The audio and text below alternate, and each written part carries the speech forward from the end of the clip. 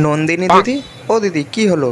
আরে কখন দিয়ে ডাকছি, তুমি দেখছো না কেন? ভিডিওতে একটু তোমার মুখটা দেখাও, আমার 1000 সাবস্ক্রাইব আছে। আমি হোটেল খুলতে যাচ্ছি, দেরি হয়ে যাবে তো। আরে পরে খুলবে হোটেল, দাঁড়াও তো।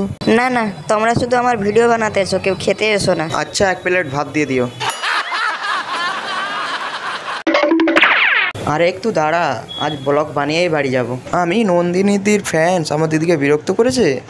1 2 3 4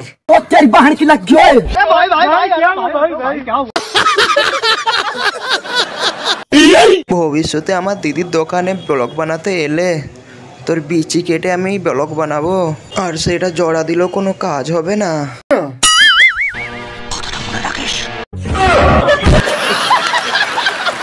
তুমি ব্লগদের ভিডিও বানাতে দিচ্ছ না কেন?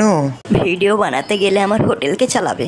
শুনেছি তোমাকে নিয়ে যারা ভিডিও বানাচ্ছে তাদের খুব ভিউজ বাড়ছে। আপনিও বুঝি ভিডিও বানাতেই এসেছেন?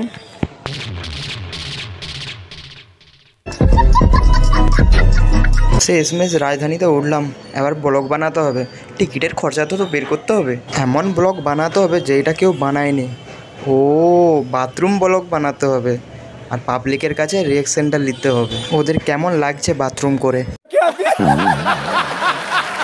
কোন বাথরুমে শো চলছে দেখতে হবে তো। বলছি ম্যাডাম, আপনার কেমন লাগলো বাথরুম করে?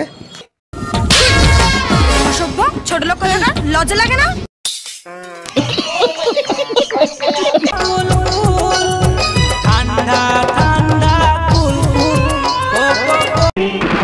বন্ধ করো এই গানটা।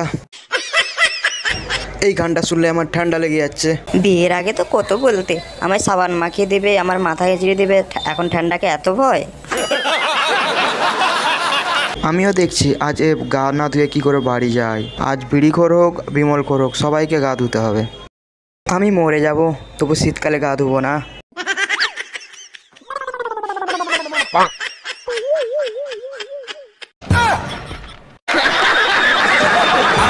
চলে দরজা খুলে লাগিছে প্রেমের চৈত্র সেল।